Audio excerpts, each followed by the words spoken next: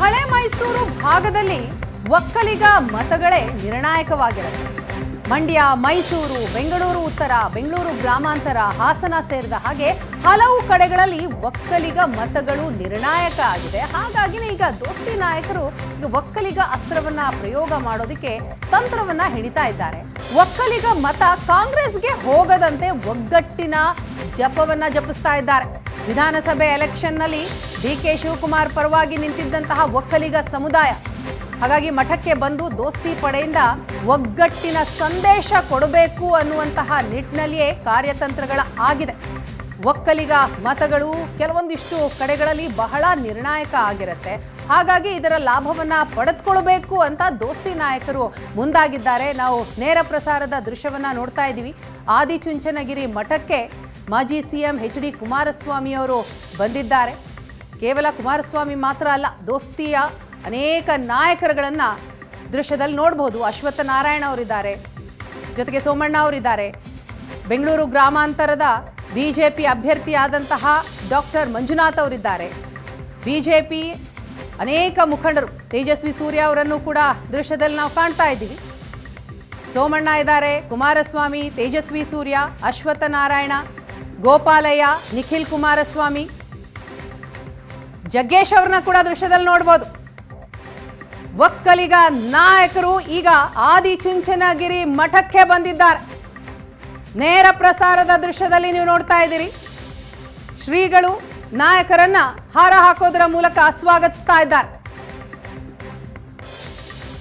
ಒಕ್ಕಲಿಗ ನಾಯಕರು ಒಗ್ಗಟ್ಟಿನ ಮಂತ್ರ ಜಪಿಸ್ತಾ ಇದ್ದಾರೆ. ಆದಿಚುಂಚನಗಿರಿ ಮಠಕ್ಕೆ ಎಲ್ಲಾ ಒಕ್ಕಲಿಗ ನಾಯಕರು, ಮೈತ್ರಿ ಪಡೆಯಲಿರುವಂತ ಎಲ್ಲಾ ನಾಯಕರು ಕೂಡ ಆಗಮಿಸಿದ್ದಾರೆ. ಈ ಮೂಲಕ ಏನ್ ಸಂದೇಶ ಕೊಡೋದಕ್ಕೆ ಹೊರಟಿದ್ದಾರೆ ಅಂದ್ರೆ, ನಾವೆಲ್ಲರೂ ಒಟ್ಟಾಗಿದ್ದೀವಿ, ಒಗ್ಗಟ್ಟಾಗಿದ್ದೀವಿ ಅಂತ. ಯಾಕಂದ್ರೆ ಕಾಂಗ್ರೆಸ್ ಕೂಡ ಒಕ್ಕಲಿಗ ಅಸ್ತ್ರವನ್ನ ಪ್ರಯೋಗ ಮಾಡ್ತಾ ಇದೆ. ಅಹಿಂದ ಜೊತೆಗೆ ಒಕ್ಕಲಿಗ ಅಸ್ತ್ರವನ್ನು ಕೂಡ ಸಿಎಂ ಸಿದ್ದರಾಮಯ್ಯನವರು ಪ್ರಯೋಗ ಮಾಡ್ತಾ ಇದ್ದಾರೆ. ಮೈಸೂರು 2 ಕ್ಷೇತ್ರವನ್ನು ಕೂಡ ತಮ್ಮದಾಗಿಸ್ಕೋಬೇಕು ಅನ್ನೋ ನಿಟ್ಟಿನಲ್ಲಿ. ಹಾಗಾಗಿ ಮೈತ್ರಿ ನಾಯಕರು ಕೂಡ ಈಗ ಅಲರ್ಟ್ ಆಗಿದ್ದಾರೆ. ಒಕ್ಕಲಿಗ ಸಮುದಾಯವನ್ನ ಸೆಳೆಯೋದಕ್ಕೆ, ಮತವನ್ನ ಕ್ರೋಢೀಕರಣ ಮಾಡೋದಕ್ಕೆ, ಗಟ್ಟಿಗೊಳಿಸಿಕೊಳ್ಳೋದಕ್ಕೆ ಅಂತ ಇಂಥದ್ದೊಂದು ಪ್ಲಾನ್ಗೆ ಈಗ ಮೈತ್ರಿ ನಾಯಕರು ಮುಂದಾಗಿದ್ದಾರೆ. ಆದಿಚುಂಚನಗಿರಿ ಮಠಕ್ಕೆ ನಾಯಕರು ಭೇಟಿ ನೀಡಿದ್ದಾರೆ. ಇದಾದ ನಂತರ ಕುಮಾರಸ್ವಾಮಿ ಅವರ ಬಿಡದಿ ನಿವಾಸದಲ್ಲೂ ಕೂಡ ಊಟ ಇದೆ. ಊಟದ ಜೊತೆಗೆ ರಾಜಕೀಯ ರಣತಂತ್ರವನ್ನು ಕೂಡ ಕೆಣಲಿದ್ದಾರೆ. ಈ ಬಗ್ಗೆ ಹೆಚ್ಚಿನ ಡೀಟೇಲ್ಸ್ ಅನ್ನ ಕೊಡ್ತಾರೆ ನಮ್ಮ ಪ್ರತಿನಿಧಿ ರವಿ ಶಿವರಾಮ್. ಈಗ ಸಂಪರ್ಕದಲ್ಲಿದ್ದಾರೆ. ರವಿ ಶಿವರಾಮ್, ಒಕ್ಕಲಿಗ ಅಸ್ತ್ರ ಪ್ರಯೋಗ ಮಾಡೋದಕ್ಕೆ ಕಾಂಗ್ರೆಸ್ ಕೂಡ ನೋಡ್ತಾ ಇದೆ. ಮತ್ತೊಂದು ಕಡೆ ಬಿಜೆಪಿ ಹಾಗೂ ಜೆಡಿಎಸ್ ಮೈತ್ರಿ ನಾಯಕರು ಕೂಡ ಅದಕ್ಕಾಗಿ ಭರ್ಜರಿ ಪ್ಲಾನ್ ಮಾಡಿದ್ದಾರೆ. ಈಗ ಮಠಕ್ಕೆ ಭೇಟಿ ನೀಡೋದ್ರ ಮುಖಾಂತರ ಯಾವ ರೀತಿ ಸಂದೇಶ ಕೊಡೋದಕ್ಕೆ ಹೊರಟಿದ್ದಾರೆ? ಯಾಕಂದ್ರೆ ಕಳೆದ ಬಾರಿ ವಿಧಾನಸಭೆ ಚುನಾವಣೆ ಸಂದರ್ಭದಲ್ಲಿ ಡಿ.ಕೆ.ಶಿ ಪರವಾಗಿ ನಿಂತಿದ್ದಂತಹ ಒಕ್ಕಲಿಗ ಸಮುದಾಯ ಈ ಬಾರಿ ಮತ್ತೆ ತಮ್ಮತ್ತ ಸೆಳಿಬೇಕು ಅನ್ನುವಂತಹ ಪ್ಲಾನ್ ಏನ್ ಹಾಕೊಂಡಿದ್ದಾರೆ. ಅದು ಈ ತರ ಸ್ಟೆಪ್ ಇಡೋದ್ರ ಮೂಲಕ ಫಲಪ್ರದ ಆಗುತ್ತೆ ಅನ್ಸುತ್ತಾ? ಶ್ವೇತಾ, ತಾವು ಹೇಳಿದಂತೆ ನಿಶ್ಚಿತವಾಗಿ ಕಳೆದ ಬಾರಿ ಹಳೆ ಮೈಸೂರು ಭಾಗದ ಒಕ್ಕಲಿಗ ಸಮುದಾಯದ ಮತಗಳು ಡಿ.ಕೆ. ಶಿವಕುಮಾರ್ ಅವರ ಪರವಾಗಿ ಅಥವಾ ಕಾಂಗ್ರೆಸ್ ಅವರ ಪರವಾಗಿ ನಿಂತಿದ್ವು ಎನ್ನುವುದು ಕಾರಣ. ಪ್ರಮುಖವಾಗಿ ಡಿ.ಕೆ. ಶಿವಕುಮಾರ್ ಅವರು ಮನೆ ಬಾಗಿಲಿಗೆ ಅಧಿಕಾರ ಬಂದಿದೆ, ನಾನು ಮುಖ್ಯಮಂತ್ರಿ ಆಗುವಂಥ ಅವಕಾಶ ಇದೆ ಹೇಳುವುದನ್ನು ಬಹಳ ಪರೋಕ್ಷವಾಗಿ, ಕೆಲವೊಂದು ಕಡೆ ಬಹಳ ನೇರವಾಗಿ ಆ ಸಮುದಾಯಕ್ಕೆ ಒಂದು ಸಂದೇಶವನ್ನು ಕಳುಹಿಸಿದರು. ಈ ಕಾರಣಕ್ಕೋಸ್ಕರ ಮಂಡ್ಯದಲ್ಲಿ ಇರಬಹುದು ಮತ್ತು ಹಳೆ ಮೈಸೂರು ಭಾಗದ ಬಹುತೇಕ ಎಲ್ಲ ಜಿಲ್ಲೆಗಳಲ್ಲಿ ಕಾಂಗ್ರೆಸ್ ಉತ್ತಮವಾದ ಸಾಧನೆಯನ್ನು ಮಾಡಿತ್ತು. JDSನ ನೇರ ಸೋಲಿಗೆ ಕೂಡ ಕಾರಣವಾಗಿದ್ವು. ಒಂದು ಉದಾಹರಣೆ ಅಂತ ಹೇಳಿದರೆ, 2018ರ ವಿಧಾನಸಭಾ ಚುನಾವಣೆಯಲ್ಲಿ ಮಂಡ್ಯದಲ್ಲಿ JDS 7 ಸ್ಥಾನವನ್ನು ಗೆದ್ದಿತ್ತು. ಆದರೆ ಈ ಬಾರಿ ಕಾಂಗ್ರೆಸ್ 6 ಸ್ಥಾನವನ್ನು ಗೆದ್ದು ಅಲ್ಲಿ JDS ಕೇವಲ 1 ಸ್ಥಾನಕ್ಕೆ ತೃಪ್ತಿಯನ್ನು ಪಟ್ಟುಕೊಳ್ತು. ಅಂದರೆ ಒಕ್ಕಲಿಗ ಸಮುದಾಯದ ಮತಗಳು ಒಂದು ಕಡೆ ಕಾಂಗ್ರೆಸ್ನ ಜೊತೆಗೆ ಮತ್ತು ಡಿ.ಕೆ. ಶಿವಕುಮಾರ್ ತಮ್ಮ ಸಮುದಾಯದ ಒಬ್ಬ ಪ್ರಮುಖ ನಾಯಕ ಮುಖ್ಯಮಂತ್ರಿ ಆಗುವಂಥ ಅವಕಾಶ ಬಂದಿದೆ ಎನ್ನುವ ಕಾರಣಕ್ಕೂ ಇರಬಹುದು. ಅದನ್ನು ಯಾವಾಗಲೂ ಒಕ್ಕಲಿಗರು ಸಹಜವಾಗಿ, ದೇವೇಗೌಡರು ಅದರ ಬಹುದೊಡ್ಡ ನಾಯಕರು, ಅದರ ಜೊತೆಗೆ ಕುಮಾರಸ್ವಾಮಿ ಅವರು, ಇವರೆಲ್ಲರೂ ಕೂಡ ಸಹಜವಾಗಿ JDSನ ಜೊತೆಗೆ ನಿಂತ್ಕೊಂಡಿದ್ದಂಥವ್ರು. ಆದರೆ ಈ ಬಾರಿಯ ವಿಧಾನಸಭಾ ಚುನಾವಣೆಯಲ್ಲಿ ಆದಂಥ ರಿಸಲ್ಟ್ನ ಗಮನಿಸಿದಾಗ ಸಹಜವಾಗಿ ಒಂದಿಷ್ಟು ಮತಗಳು ನಿಶ್ಚಿತವಾಗಿ ಕಾಂಗ್ರೆಸ್ಗೆ ಹೋಗಿದ್ವು. ಆ ಕಾರಣಕ್ಕಾಗಿ JDSನ ಸೋಲಿಗೆ ಬಹಳ ದೊಡ್ಡ ಪ್ರಮುಖವಾದ ಅಂಶಗಳಲ್ಲಿ ಅದು ಕೂಡ ಒಂದಾಗಿತ್ತು. ಈಗ ಲೋಕಸಭಾ ಚುನಾವಣೆ ಮೈತ್ರಿಯಾಗಿದೆ. ಹಳೆ ಮೈಸೂರು ಭಾಗದಲ್ಲಿ BJPಯು ಸಂಘಟನೆಯನ್ನು ಬಲಪಡಿಸಿಕೊಂಡಿದೆ. ಆದರೆ ಒಂದು ಕಡೆ JDS ಮತ್ತು BJPಯ ಮೈತ್ರಿಯ ಉದ್ದೇಶ ಏನು? ಹಳೆ ಮೈಸೂರು ಭಾಗದಲ್ಲಿರುವಂಥ ಒಕ್ಕಲಿಗ ಮತಗಳು ಕೂಡ ಕ್ರೋಢೀಕರಣಗೊಳ್ಳಬೇಕು, ಆ ಮೂಲಕ ಲೋಕಸಭೆಗೆ ಅನುಕೂಲ ಆಗಬೇಕು ಎನ್ನುವಂಥ ನಿಟ್ಟಿನಲ್ಲಿ ಒಂದು ಪ್ರಯತ್ನವನ್ನು ಮಾಡ್ತಾ ಇದ್ದಾರೆ. ಈ ಸಂದರ್ಭದಲ್ಲಿ ಇವತ್ತು ಮಠಕ್ಕೆ ಬಂದು ಒಂದು ಸಂದೇಶವನ್ನು ಕೊಡುವ ಪ್ರಯತ್ನವನ್ನು ನಿಶ್ಚಿತವಾಗಿಯೂ ಮಾಡ್ತಾ ಇದ್ದಾರೆ ಹೇಳೋದು ರಾಜಕೀಯವಾದ ಒಂದು ಸತ್ಯವಾಗಿ ಕಾಣ್ತಾ ಇದೆ. ಯಾಕೆಂದರೆ ಶ್ವೇತಾ, ಈಗಾಗಲೇ ಮಠದಲ್ಲಿ ಕುಮಾರಸ್ವಾಮಿ ಅವರು ಇರ್ಬೋದು, ಅಶ್ವತ್ಥ ನಾರಾಯಣ ಅವರು ಇರ್ಬೋದು, ಅಶೋಕ್ ಅವರು ಇರ್ಬೋದು, ಸಿ ಟಿ ರವಿ ಇರ್ಬೋದು, ಮೈಸೂರಿನ ಅಭ್ಯರ್ಥಿಯಾಗಿರುವಂಥ ಯದುವೀರ್ ಒಡೆಯರ್ ಇರ್ಬೋದು, ಶೋಭಾ ಕರಂದ್ಲಾಜೆ ಇವರೆಲ್ಲರೂ ಕೂಡ ಬಂದಿದ್ದಾರೆ. ಈ ಎಲ್ಲ ಕ್ಷೇತ್ರಗಳನ್ನು ನೀವು ಗಮನಿಸಿ ನೋಡೋದಾದರೆ ಬೆಂಗಳೂರು ಉತ್ತರ ಇರಬಹುದು, ಬೆಂಗಳೂರು ಉತ್ತರದಲ್ಲಿ ಒಕ್ಕಲಿಗ ಮತಗಳು ನಿರ್ಣಾಯಕವಾಗಿರ್ತವೆ. ಮಂಡ್ಯದಲ್ಲಿ ಸ್ವತಃ ಕುಮಾರಸ್ವಾಮಿ ಸ್ಪರ್ಧೆಯನ್ನು ಮಾಡ್ತಾ ಇದ್ದಾರೆ, ಅಲ್ಲಿಯೂ ಒಕ್ಕಲಿಗ ಮತಗಳು ಬಹಳ ನಿರ್ಣಾಯಕವಾಗಿರುತ್ತೆ. ಮೈಸೂರಲ್ಲಿ ಈ ಬಾರಿ ಒಕ್ಕಲಿಗ ಸಮುದಾಯಕ್ಕೆ ಟಿಕೆಟನ್ನು ತಪ್ಪಿಸಿ OBC ವರ್ಗಕ್ಕೆ ಸೇರುವಂಥ ಯದುವೀರ್ ಒಡೆಯರ್ ಅವರಿಗೆ ಟಿಕೆಟನ್ನು ಕೊಡಲಾಗಿದೆ. ಕಳೆದ ಬಾರಿ 2 ಅವಧಿಯಲ್ಲಿ ಪ್ರತಾಪ್ ಸಿಂಹ ಸ್ಪರ್ಧೆಯನ್ನು ಮಾಡ್ತಾಯಿದ್ರು. ಈ ಬಾರಿ ಅಲ್ಲಿ ಪ್ರತಾಪ್ ಸಿಂಹ ಅವರಿಗೆ ಅವಕಾಶವನ್ನು ನಿರಾಕರಣೆ ಮಾಡಿ ಯದುವೀರ್ ಒಡೆಯರಿಗೆ ಕೊಡಲಾಗಿದೆ. ಮೈಸೂರಿನಲ್ಲಿಯೂ ಕೂಡ 3.5-4 ಲಕ್ಷ ಒಕ್ಕಲಿಗ ಮತಗಳಿದ್ದಾವೆ.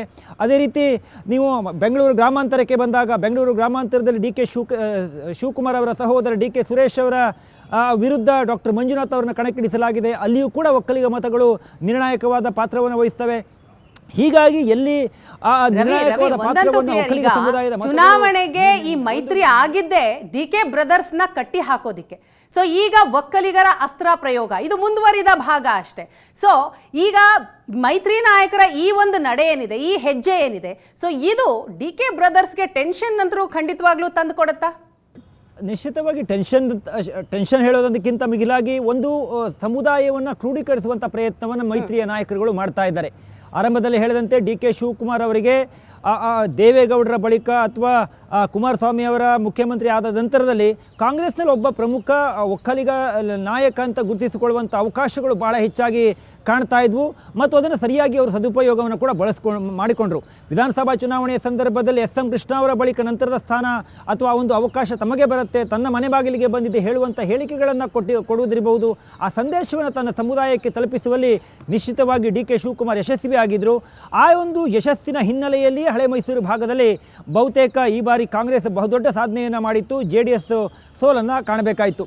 ಆದರೆ ಈ ಬಾರಿಯೂ ಕೂಡ ಹಳೆ ಮೈಸೂರು ಭಾಗದಲ್ಲಿ ಒಕ್ಕಲಿಗ ಮತಗಳು ಗಟ್ಟಿಯಾಗಬೇಕು ಅಂತ ಹೇಳಿದ್ರೆ ಅದು ಮೈಸೂರು ಇರಬಹುದು, ಬೆಂಗಳೂರು ಗ್ರಾಮಾಂತರ ಇರಬಹುದು, ಬೆಂಗಳೂರು ದಕ್ಷಿಣ ಇರಬಹುದು ಅಥವಾ ಬೆಂಗಳೂರು ಉತ್ತರ ಇರಬಹುದು, ಮಂಡ್ಯ ಇರಬಹುದು. ಈ ಎಲ್ಲ ಕಡೆಗಳಲ್ಲಿಯೂ ಮತ್ತೆ ರಾಜ್ಯದಲ್ಲಿ ಕಾಂಗ್ರೆಸ್ ಸರ್ಕಾರ ಅಧಿಕಾರದಲ್ಲಿದ್ದು ಅದೇ ಮತಗಳನ್ನು ವಿಧಾನಸಭೆ ಚುನಾವಣೆಗೆ ಬಂದಂಥ ಮತಗಳನ್ನು ಮತ್ತೆ ಲೋಕಸಭೆಗೆ ನೀವು ಪಡಿಬೇಕು ಅನ್ನೋದಾದರೆ DK ಶಿವಕುಮಾರ್ ಅವರ ಪಾತ್ರ ಕೂಡ ಬಹಳ ದೊಡ್ಡದಾಗಿರ್ತವೆ. ಆದರೆ ಅದಕ್ಕೆ ಅವಕಾಶವನ್ನು ಮಾಡಿ ಕೊಡಬಾರ್ದು ಎನ್ನುವ ಕಾರಣಕ್ಕಾಗಿಯೇ BJP ಮತ್ತು JDSನ ಮೈತ್ರಿಯಾಗಿದೆ ಮತ್ತು BJP JDSನ ಮೈತ್ರಿ ಕೇವಲ ಮೇಲ್ನೋಟಕ್ಕಾಗಿದೆ, ಕಾರ್ಯಕರ್ತರು ಒಂದಾಗಿಲ್ಲ ಎನ್ನುವಂಥ ಸಂದೇಶ ಹೋಗಬಾರ್ದು. ಆ ಕಾರಣಕ್ಕಾಗಿ ಎಲ್ಲ ನಾಯಕರುಗಳು ಒಂದಾಗಿ ಇವತ್ತು ಮಠದ ಅಂಗಳದಲ್ಲಿ ನಿಂತು ತನ್ನ ಒಗ್ಗಟ್ಟನ್ನು ತನ್ನ ಬಲವನ್ನು ಪ್ರದರ್ಶನ ಮಾಡುವಂಥ ಒಂದು ಪ್ರಯತ್ನವನ್ನು ಮಾಡ್ತಾರೆ. ಮಠ ಏನು ರಾಜಕಾರಣವನ್ನು ಮಾಡೋದಿಲ್ಲ, ಆದರೆ ಬಂದಂಥ ಜಾಗ ಯಾವುದು, ಬಂದಂಥ ಜಾಗದಲ್ಲಿ ಎಲ್ಲ ನಾಯಕರುಗಳು ಬಂದಿದ್ದಾರೆ ಅನ್ನೋದನ್ನು ಸಹಜವಾಗಿ ಆಯಾ ಸಮುದಾಯದ ಪ್ರಮುಖರಿರ್ಬೋದು ಜನರು ಗಮನಿಸ್ತಾರೆ. ಮಠಕ್ಕೆ ಯಾವುದೇ ಪಾರ್ಟಿ ಇರಲಿ, ಯಾರೇ ವ್ಯಕ್ತಿಗಳು ಬಂದಿರಲಿ, ಅವರು ಎಲ್ಲರಿಗೂ ಹಾರವನ್ನು ಹಾಕ್ತಾರೆ, ಶಾಲನ್ನು ಹಾಕಿ ಗೌರವವನ್ನು ಕೊಟ್ಟು ಕಳಿಸ್ತಾರೆ. ಆದರೆ ಇವತ್ತು ಕುಮಾರಸ್ವಾಮಿ ಅವರ ಆದಿಯಾಗಿ ಯದುವೀರ್ ಒಡೆಯರ್ ಸೇರಿದಂತೆ ಬಹುತೇಕ ಎಲ್ಲ ಪ್ರಮುಖ ನಾಯಕರುಗಳು ಬಂದು ಇಲ್ಲಿ ಒಂದು ಸಭೆಯನ್ನು ಮಾಡಿ ಅಥವಾ ಅವರ ಆಶೀರ್ವಾದವನ್ನು ಪಡೆಯುವಂಥ ಪ್ರಯತ್ನವೇನೇನು ಮಾಡ್ತಾ ಇದ್ದಾರೆ. ನಿಶ್ಚಿತವಾಗಿ ಇದು ರಾಜಕೀಯ ಸಂದೇಶವನ್ನು ಕೊಡುವಂಥ ಪ್ರಯತ್ನ ಹೇಳೋದ್ರಲ್ಲಿ ಯಾವುದೇ ಸಂದೇಹ ಬೇಡ ವೀಣಾ.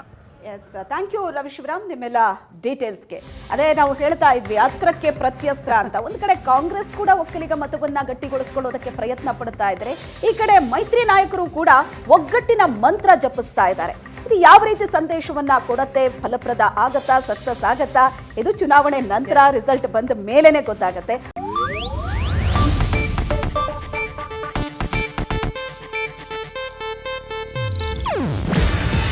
ಇದು ಏಷ್ಯಾನೆಟ್ ನ್ಯೂಸ್ ನೆಟ್ವರ್ಕ್ ಪ್ರಸ್ತುತಿ.